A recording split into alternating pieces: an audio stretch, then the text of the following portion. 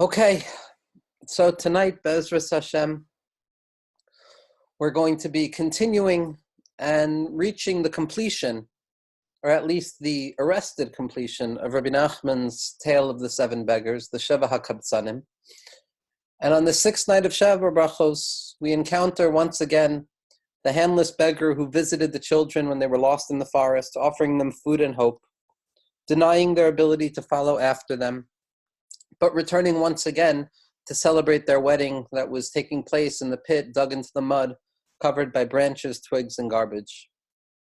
And on the seventh day, the handless beggar, like everybody else, announces, after hearing the yearning and the crying and the desire that the beggars who are being married have for him, and he says, Hineni, here I am. I emerge out of the midst of your yearning for me, or your yearning itself actualizes me.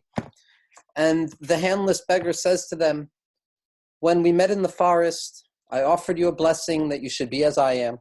And now here at your chasana, at your wedding, I offer this to you as a gift, that you should be as I am.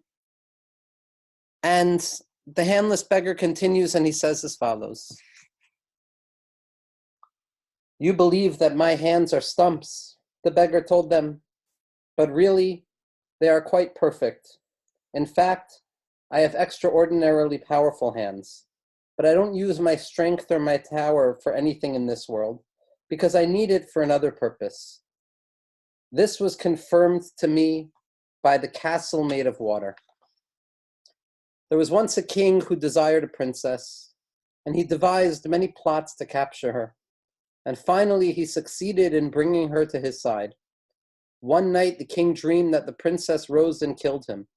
He awoke with a startle, and the memory of his dream troubled him deeply. He called for the soothsayers and the wise men of his palace, and they said that the dream meant what the dream looked like, that she was indeed going to kill him.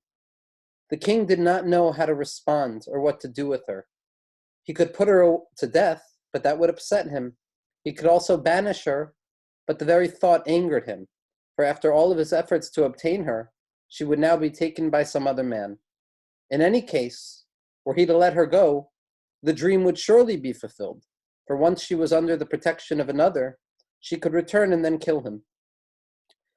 But he feared death at her hands as well, were he to let her remain in his court.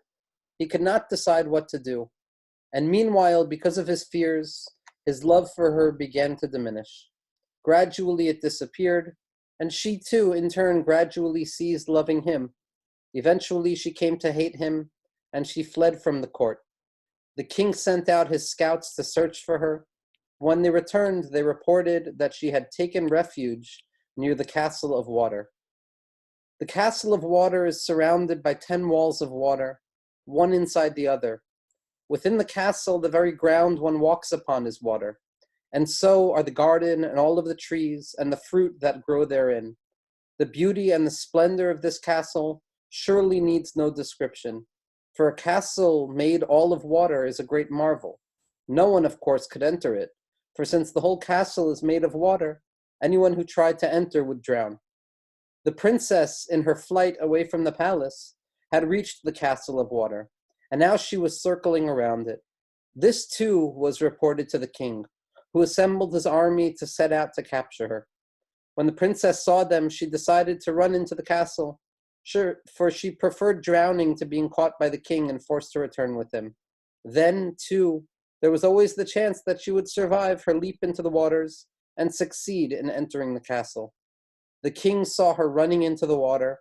So that is how it is, he said to himself, and he commanded his soldiers to shoot at her. If she perished, he thought, so be it. They shot, and she was struck by all 10 kinds of arrows with their 10 kinds of poison. She continued her flight into the castle. She passed through the gates of all 10 watery walls, for the gates of the walls of the castle were made of water as well, to each inner court. There she fell, and she remained in a deep faint. Once, I told the story to some people who had all been boasting about the strength of their hands. Each had described a great feat that testified to their power. One boasted that their hands were so powerful that they could catch and retrieve an arrow after it had been shot from its bow. What kind of arrow can you retrieve? I asked, said the handless beggar. There are 10 kinds of arrows, and each tip is smeared with a different kind of poison. Each of the 10 inflicts a different kind of harm, and each one is more powerful than the last. So which can you retrieve? And can you retrieve the arrow only before it strikes, or even after it hits its mark? Asked the handless beggar. I can retrieve the arrow even after it has struck its prey. But what kind of arrow can you retrieve? I asked again. And he described the particular type of arrow to which his strength applied. If you can retrieve only one kind of arrow, said the handless beggar, you certainly cannot heal the princess. Another boasted that his hands were so powerful that when he received, he was actually giving. And therefore, he was always a great giver of charity. For any time that he received a gift, it was as if he was offering charity. But there are 10 kinds of charity, said the handless beggar. What kind do you give? He answered that he gave a tithe of 1 in 10. If you only give this for charity, you certainly cannot heal the princess, for you penetrate only the first of the walls that surround her. Another man boasted of his power to bestow the wisdom that all of the leaders of the world needed just by laying his hands on their heads. But there are 10 kinds of wisdom, said the handless beggar. Which kind can you bestow? He described a particular kind of wisdom that he could bestow. And the handless beggar said, you certainly cannot heal the princess, for you cannot know her pulse. There are 10 kinds of pulses, and if you can bestow only one kind of wisdom, you certainly can only understand one kind of pulse. Yet another amongst them boasted that his hands were so strong that he could hold back the storm and make it into a pleasant breeze. But there are 10 kinds of wind, said the handless beggar. Which one can you hold back with your hands? He told me which of the winds he was able to conquer, and I said to him, you too cannot heal the princess, for you cannot play the melodies and the songs that she needs to hear.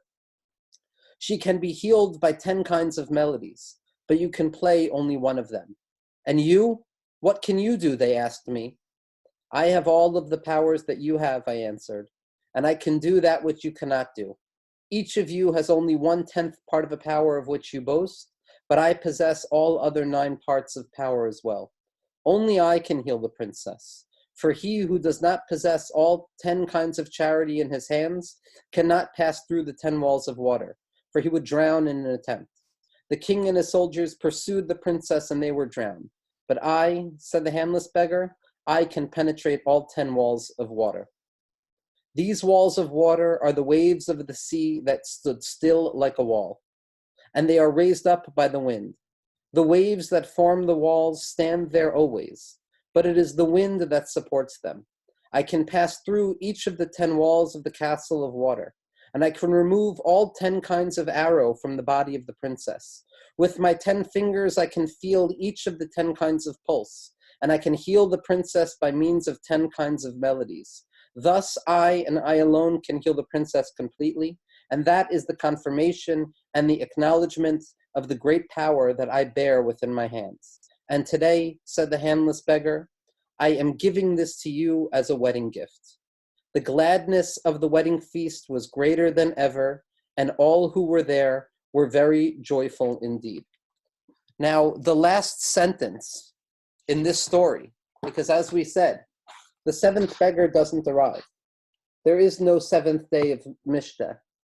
On the 7th day of the Sheva Brachos, Rabbi Nachman stopped telling the story. But the ending of the 6th day of the story ends as follows.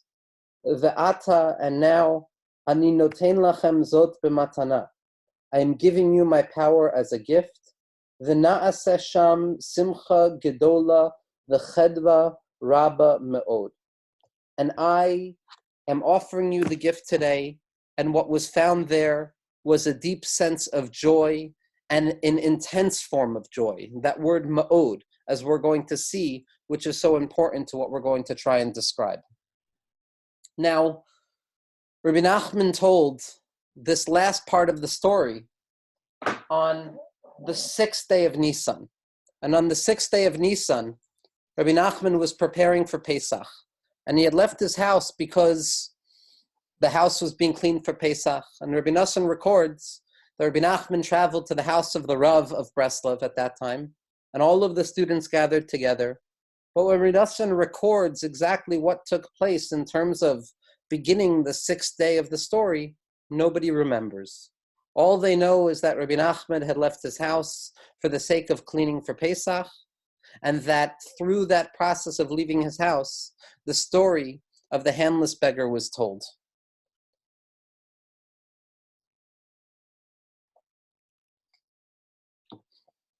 Now, the hands represent power. Yadayim represent the capacity of an individual to participate and be engaged and be involved in the toil and the work through which one cultivates process and actualization in the world. Yadayim askanios heim. Hands are considered the place of work, the toil of one's hands, the work of one's hands, the craftsmanship of one's hands. Hands represent the human capacity to take the world and be sholet on the world, to conquer the world, to subdue the world, to utilize the world and to take its power and transform it into things that are beautiful, to plant with our hands and to build with our hands. And the handless beggar, as he arrives to offer the gift to the children, he says, "You think I don't have hands. You think that my hands are unable to work in this world. You think my hands and my power is powerlessness in this world. And on a certain level, you're correct, but it's not because I'm weak. My weakness in this world emerges from the very simple fact that my strength is needed for another place. My strength is needed for something larger than this world. Or better stated, my strength is needed in order to draw down that which is beyond the world into this world. And you think that my hands are broken and you think that my hands are weak. My hands are not weak at all, but rather my hands are more powerful than anybody. And how do I know? I know because I am able to draw back the 10 arrows after they have been shot. I know because I am able to test the pulse in all 10 ways. I know because I am able to sing the 10 forms of melody with my hands. I know because I have the 10 wisdoms in my hands. The arrows that the handless beggar is describing are all of the difficulties that an individual experiences in this world, that the world experiences, that history goes through. The pain, the 10 different types of poison, the 10 different forms of chaos and difficulty and forlornness and anxiety and sadness and lostness and hopelessness, and all of the variant forms of that broken feeling within the soul. Each and every one of those 10 poisons affect an individual in this world in a different way. That, as our tzaddikim have told us, life is not simply a metaphor for being at war, but life is quite literally being thrown into the midst of a war. It's not so much of an existential notion as much as the opening paragraph in the Ramchal's Mesilas Yesharim, that a person must see to it as if they look at themselves as being thrown into a pre-existing battle. And we have arrows coming at us from every which way. And each arrow is not simply harming us in the same type of way, but rather each arrow carries with it its own form of sam hamadas, its own form of poison.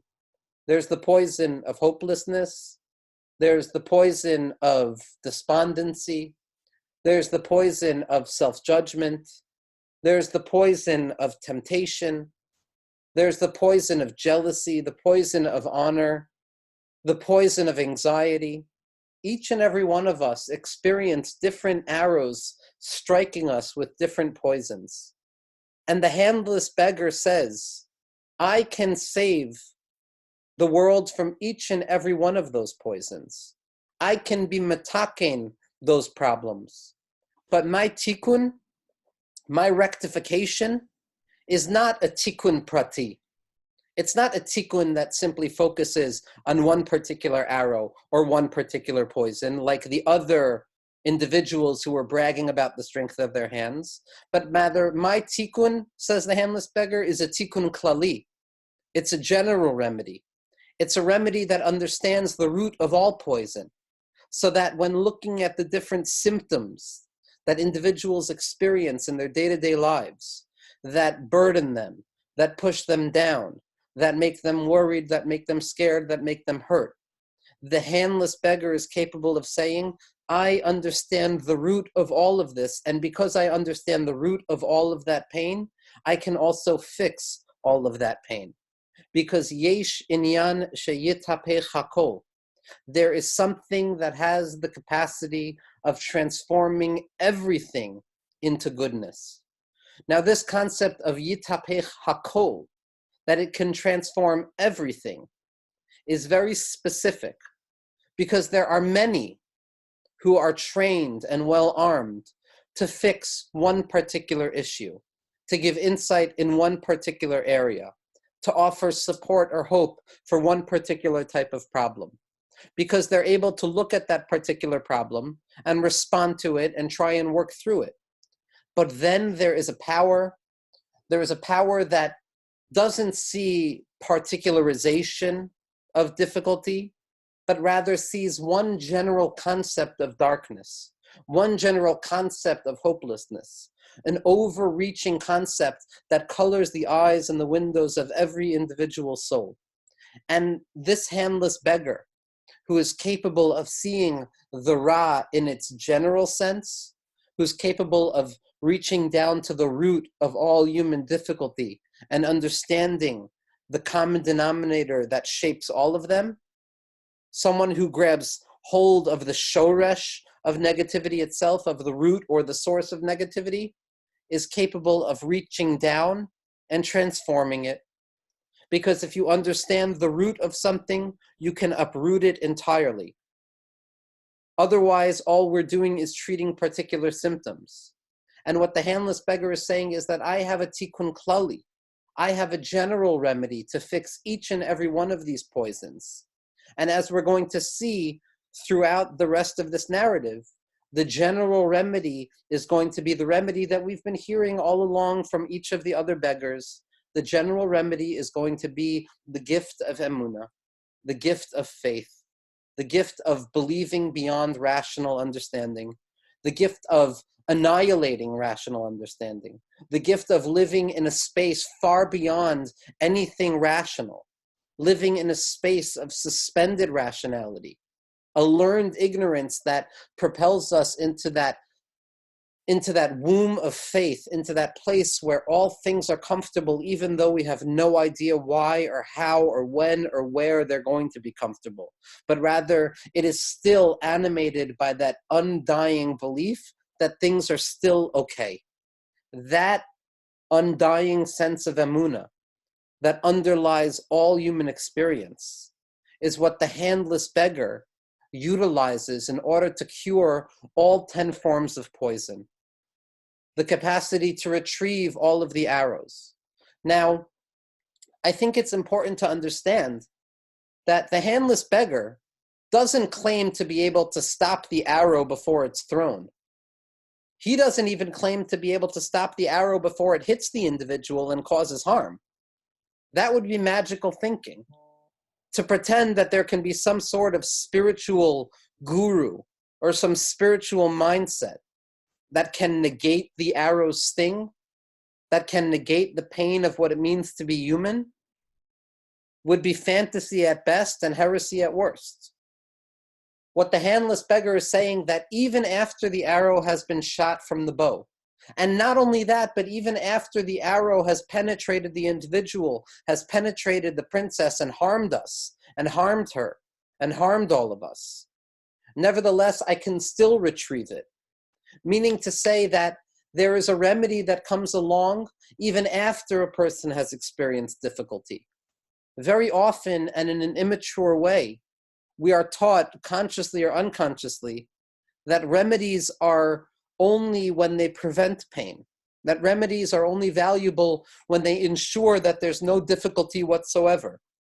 Because if we suffer at all, and if we struggle at all, then clearly there's no real remedy. But on a certain level, the remedy that comes after the makkah, the remedy that emerges after the blemish, after being hurt, after struggling, is even more powerful. because it restores hope to the hopeless. It restores light to those who have lived in darkness. It draws closer those who are far. It brings faith to the faithless, and it brings comfort to those who have suffered all along. Or as we said at the very, very beginning of our talks on Rabbi Nachman's Torah, it reaches down to the bottom of the barrel, and it says it is specifically here. It is specifically at the bottom of the barrel that I am coming to fix things. That even though, afal pi, even though you think you've suffered and that you're lost and that you're forlorn and that there's nothing to do for you anymore, nevertheless, afal pi kain, nevertheless, as Rabbi Nachman says so often, it is daika, specifically here, that I come to bring the remedy.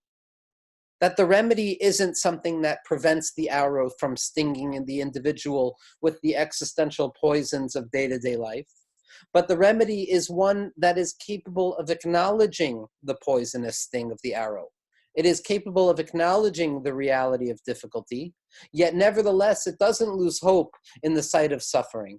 It doesn't give in to despondency when it sees that the arrow has already been shot, but rather it is capable of pulling the arrow out even after it has caused its damage, because that hope that perseveres even through darkness itself, even in the annihilation of hope itself, that is the impossible hope that Rabbi Nachman is trying to give us. It's that impossible hope that exists even the annihilation of itself, that even within hopelessness itself, ein shum yeyush ba'olam klal, the concept of hopelessness doesn't exist whatsoever. Because as long as you're talking, and as long as you're breathing, as long as you're walking, and as long as you're doing anything, there's still hope that something good can emerge in that experience and out of that experience. And how is it that the handless beggar is capable of pulling these arrows out of the princess?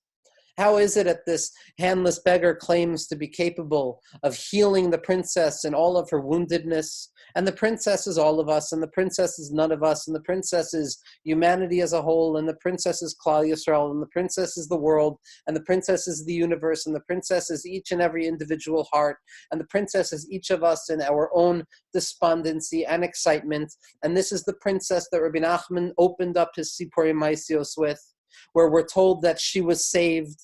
We don't know how she was saved, but she was saved. This is the lost princess. The handless beggar is the one who comes along to complete the story. The first story that Rabbi Nachman told of Avedas Bas Melech, that lost princess who finds herself lost in the palace of no goodness.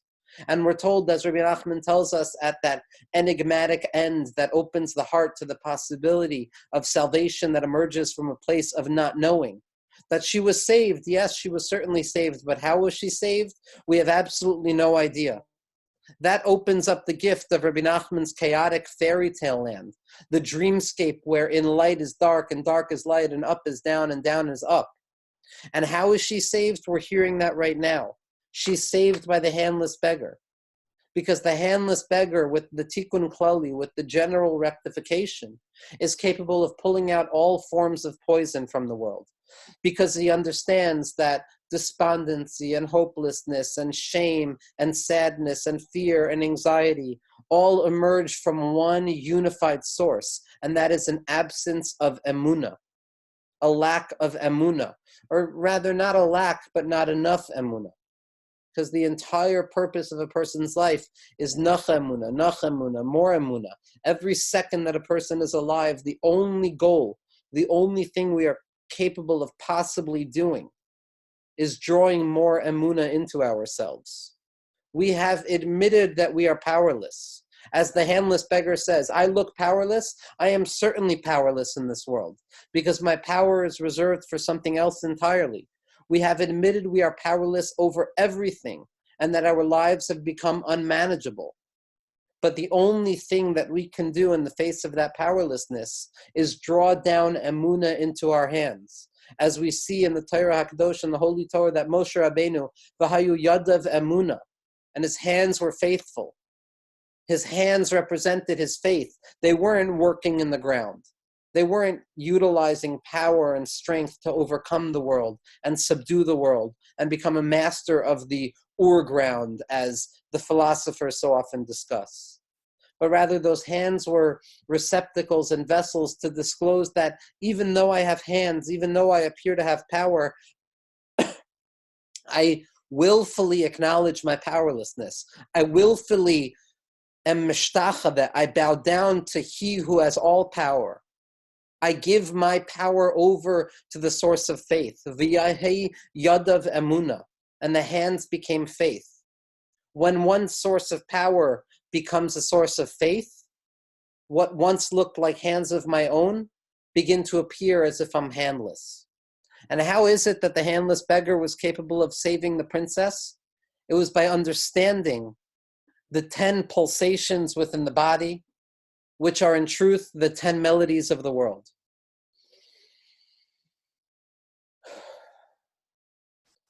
The music that emerges out of our experience is not monolithic. It's not simply consonant chords that give birth to a singular sound. That's not music.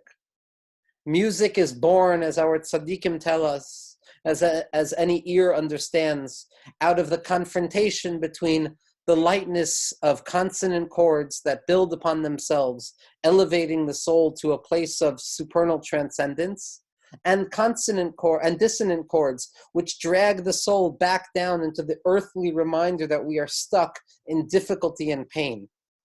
And this dialectical balance, this arrested dialectic that never arrives at any form of a solution or a resolution, but rather holds itself in its contradistinction, gives birth to the beauty of music. It is the battle and the love story between consonant chords that makes sense when things are going smoothly, when one thing leads to another. And yet, on the other hand, there is dissonance. There are dissonant chords that remind us that nothing makes sense. The balancing act of sensibility and the loss of sense, of wisdom and the utter annihilation of wisdom, of heresy and faith, of hope and hopelessness, of light and darkness, that is what gives birth to melody. As Rabbi Nachman says so often in his Sefer Likutei Maharan, it is specifically the family of the Leviim that give birth to music. Why? Because the Leviim are representatives of difficulty and constriction. They were the ones who set the boundaries. They were the ones who guarded over measurements and limitations. They were the ones who ensured that nothing go beyond its rightful space. Because music is only born when there is a movement outwards, but that movement outwards is arrested in its development and it's forced to retreat into itself. And then once again, it attempts to surge forwards, only to be arrested once again. The stop and go, the rutz of the shov, the movement back and forth that gives birth to the friction that creates the beauty of nigunim, of music.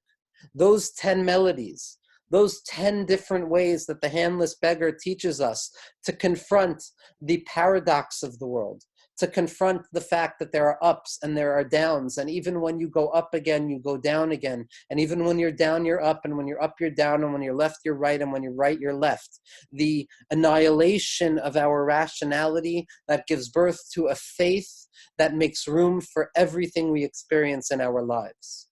It is that capacity of the nigun. That nigun is how the handless beggar cures the princess. Those nigunim, that confrontation and that willingness to live with the paradoxical expressions of our lives and our emotions that take place in every moment of our lives, that is how we draw out the poison of all of those 10 arrows. You want to know how to deal with despondency, says the handless beggar.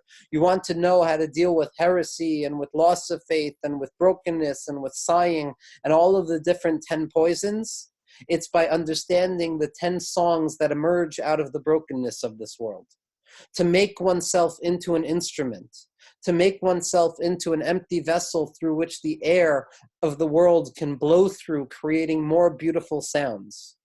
Khalil, a flute, is the same etymological root as the word halal, as the void, because only something that is voided can make room for air to move through it, creating sounds. As we express our breath into an empty vessel, breathing out in order to make more noise, expiring in order to inspire. Now, it is this emunah of the handless beggar This willingness to understand that deeply entrenched within the 10 forms of poison are the 10 possibilities of melody. This is what gives the ability to save the princess from the palace of water. Now, what does it mean to be stuck in a palace of water? What does it mean to run away from a place that is no longer safe? What does it mean to run away to try and find safety? And then to find yourself stuck in a palace of water. What does it mean? Or what could it possibly mean? Now, in order to understand possibly what Rabbi Nachman is trying to say with this mashal, or not a mashal, with this narrative, with this story, we have to return back to his grandfather, the Baal Shem Tov HaKadosh. Baal Shem Tov HaKadosh, Zchusa Yogan Aleinu, told the mashal numerous ways, and his different Talmidim told the story over in different ways, about a palace, about a king who lived in a palace, and he kicked his son away from the palace. The son had done something terribly wrong, and the son was expelled from the palace. But the son yearned always to return to the palace. The son yearned to return to the throne room of his father, to be in the space of the loving comfort, kindness, rachamim rabim, the rachamim rabim that emerges from the loftiest place of Atik Yoimin, the rachamim of Atik Yoimin, the rachamim that emerges out of the stories of the ancient days, which culminate with this story of the 7 beggars.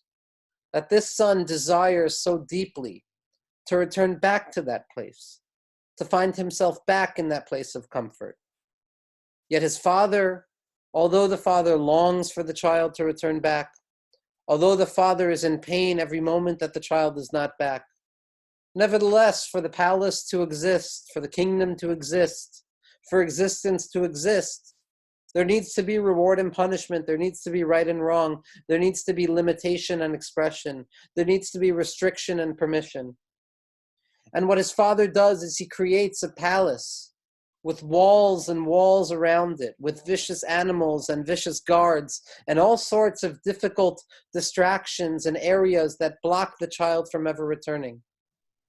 And the child appoints soldiers to try and return. And some soldiers make it to the first barrier and they turn around and they say, I can't. Ich kann nicht sein. I can't move any forward. It's too frightening. And then there are other heroic soldiers of this child who run forward and they make it through 2 barriers, and only to return in fear and in fright and overwhelmed. And yet it's only the son who's capable of moving closer and closer to those barriers and those boundaries that block the throne room. And slowly but surely he comes closer and closer to the throne room. And as he comes closer, being filled with the anxiety and the dread of imminent death, of imminent loss, of imminent destruction because of how close he's coming, suddenly it's revealed miraculously or retroactively that the first wall was nothing but a mirage, that it was nothing but an achizas ha'inayim. It was nothing but an image of fear that blocked the individual from moving forward. And with a renewed courage, he moves forward to the next barrier, only again to be filled with that anxiety that is born out of confronting that which is overwhelming. As David HaMelech Malka Mashiach writes so often in Tehillim, I have come to a place where I can no longer climb. The waters have reached my neck. I can't move forward anymore. I can't climb anymore. There's a cliff that I'm about to fall over. But suddenly, with a renowned sense of courage, the child moves through the next layer of barriers, only to realize that it was nothing but an achizas einayim. It was nothing but a mirage. It was nothing but confusion of the mind, the concealment of the mind, the lack of faith. And slowly but surely, the child is able to make it through all of these imaginary boundaries. These boundaries which were very, very real, up until the moment of moving through them, at which point they are revealed to not be real. It is the moving through them itself that reveals them to not be real, until ultimately the child is capable of reuniting with his father, and there is a great and profound joy in the world when the son reunites with the father and the father reunites with the son. So too with our handless beggar. The handless beggar says, nobody can enter into the palace of water. You'll drown. You won't be able to breathe any longer. The fear will drown you. The hopelessness will drown you. For it stands upon nothing. It stands upon nothing. There's no place to stand. There's no place to grab hold of. There's no source of comfort in the palace of water where a person can say, I am okay right now. There's no dry land. There's nowhere to stand upon. And that is what prevents everybody from entering into the palace of water. The fear of suffocation, the fear of death, the fear of drowning, the fear of overwhelmingness, the terror that emerges when a person conceives in their mind of a place without any comfort or any possibility of being saved. But the handless beggar who has been saving all of his power for something that is beyond this world, he says, I am going to enter in there because these walls are nothing but water. These walls are nothing but fake walls. And I will sustain myself on the breath that I have saved for this moment. I will sustain myself on the emunah that I can survive even as I move through these walls, even as the water reaches my throat, even as the waters descend and ascend and I have moments of comfort and moments of forlornness. I will move through with the deep belief that I can continue breathing even in breathlessness, that I can continue to have faith even when faith seems to be swallowed up by the raging waters of the sea. Even when that palace of water seems to overcome me, I am capable of moving forward and healing the princess, of drawing faith back into the world, of looking at each form of poison, each and every individual sense of forlornness and despondency and difficulty, and singing a song about it, taking that discomfort and transforming it into a song. This is what Rabbi Nachman brought into the world with his Tikkun Klali, with his 10 kapitlach Tehillim. These 10 kapitlach of Tehillim that Rabbi Nachman offered into the world at the moment of his death, or very close to the moment of his death, just as this story is being told very close to Rabbi Nachman's death. These 10 languages of pain and suffering in the world, these 10 different poisons in our lives can all be transformed and be netapech into words of praise, into words of expression. My dear friend and Rebbe, Reb David Weinberg has been giving a series of shirim on the Tikkun Klali, which is an incredible suggestion to listen to what he's saying about these 10 kapitlach of Tehillim. The ability to transform these 10 forms of poison, these 10 forms of despondency, into 10 forms of strength. And it's only when we are willing to relinquish the strength of our hands. It is only when we are willing to look at ourselves and realize we are handless. There is nothing that we can do to help ourselves. At that moment, we find Vahayu Yadav Emuna, that his hands were hands of faith, that his hands were hands of imagination. Biyad Hanavim Adame, it is the hands of the prophets that give birth to imagination. Because when we relinquish control and we embrace powerlessness, Yesh Inyan Sheyitapech Kol, there is an Emuna that emerges into the soul and transforms that powerlessness into a power that is greater than anything we could have ever imagined. The handless beggar comes and offers this to us as a gift. He offers us the ability to breathe when submerged underwater, how to move through those walls even though they look impenetrable, how to swim through those raging waves even though they seem so impossible to move through. And he offers it to the children as a gift. And at this point, the children are truly, truly happy.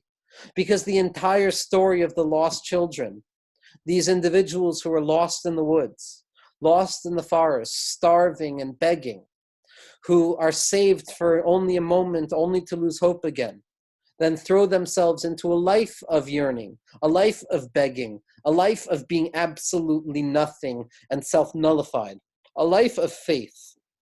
A life of not knowing where food is going to come from the next day or where sustenance is going to come from the next day. And they find joy, and they're capable of finding joy. Where do they find joy? They find joy buried in the mud, covered with trash, surrounded by deformed beggars and impoverished individuals who beg for a living. Because as Rabbi Nachman announced at the beginning of this entire story, I will tell you how once upon a time they were joyous from within despondency, from within the loss of hope, from within brokenness. I will tell you of a time of ancient days where joy was found specifically in Powerless. Or as the king describes to his son as he desires to give over the kingship to his son in his life, I will offer you my kingship. I will offer you kingship in my lifetime, as long as you can promise that when you descend from Malchus, when you become impoverished, and when you lose your kingship, you will remain happy. Because if you can't remain happy in the loss of power, that shows that you thought your hands were something to begin with, that the Yad Malchus was something to begin with. And that's a clear sign that you never deserved Malchus to begin with. But when a person recognizes that even in the loss of Malchus, even in the loss of hope, even in the loss of the sense of power, there is a joy to be uncovered, there is a freedom to be uncovered, there is a cherus to be uncovered, there is a self-annihilation and a reaction to the fact that I can't do it anymore. Ich kann nicht sein. And that Hashem, you need to do it. At that point, our hands stop being hands of self-worship and they become hands of Amunah. And that gives birth to a very great joy that takes place in the pit, buried in the mud, covered by branches, twigs, and garbage.